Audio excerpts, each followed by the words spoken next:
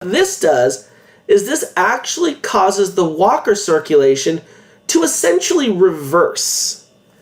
So rather than getting this big buildup of stormy weather in the western Pacific and dry weather in the eastern Pacific, we end up getting a nice buildup of warm water in the eastern Pacific and stormier weather in the eastern Pacific. Now, what's interesting here is that we typically think of El Nino as wet and wild here on the west coast of the United States. And that's because that's typically the case here.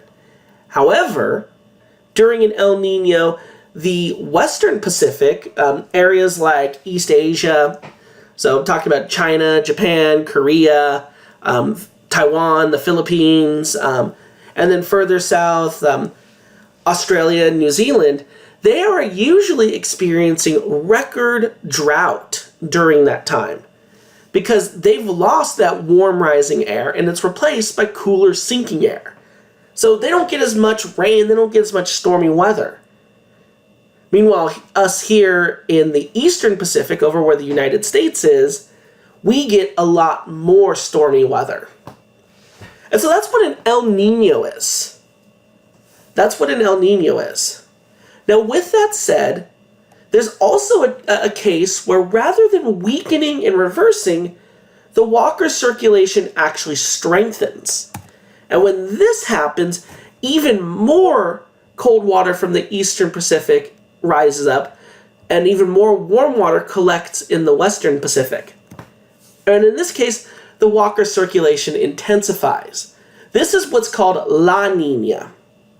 So basically the opposite of El Nino.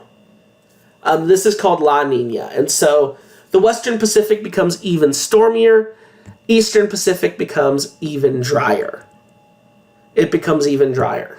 Now, a part of this assignment, you'll actually look at some of the conditions that are caused by El Nino and La Nina. And at the very end, you're also going to look at a La Nina statement, or what's called an ENSO statement. So all three of these components of the Walker circulation, all three of these conditions, are part of what's called ENSO, El Nino Southern Oscillation. And so basically that just explains this oscillation, this change in the Walker cycle. Now, with that said, we've actually had some pretty notoriously strong El Ninos in the last 30 years. We had one in the early 80s.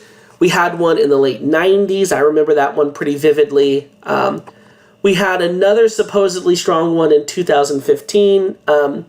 I like to call it a fail Nino because it didn't really give us the kind of rain that we expected.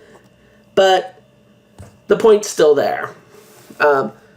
With that said,